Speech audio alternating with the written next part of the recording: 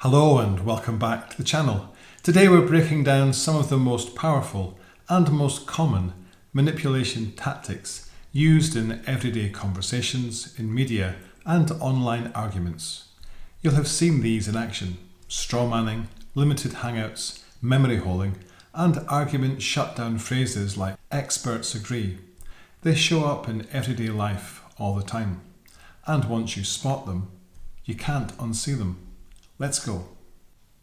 First up, strawmanning. This is when somebody takes what you said and replaces it with a weaker, exaggerated or distorted version, something easier to attack.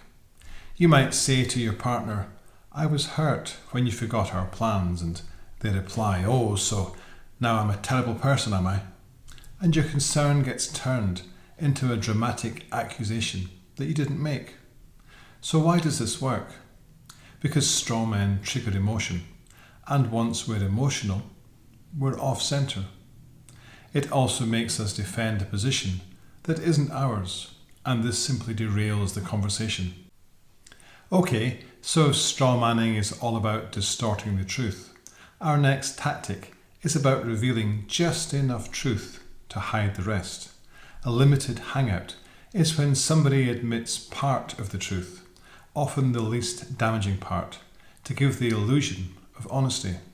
It's a way of saying, here's the truth. Just kidding, here's the tiny, safe version. A company announces, "We had a small security issue and this affects a few customers." Later it turns out the breach was much, much larger and many customers were compromised. But because they admitted early on there was a breach, they downplayed the whole thing and they gave the illusion of being honest. Why does this work?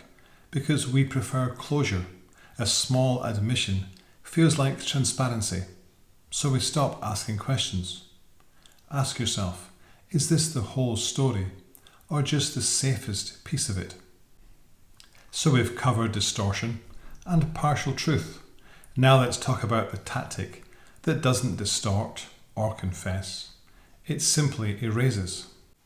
Memory holding is when inconvenient information simply disappears, deleted, buried, rewritten, gone like it never happened. Someone deletes old posts that contradict their current stance. Later they say, "I've always believed this." Without the original posts, people doubt their own memory. A news article says initially, "Experts warn this product might be unsafe," and a week later updates it to, "Experts say more study is needed." No correction noted, no transparency. The original warning evaporates.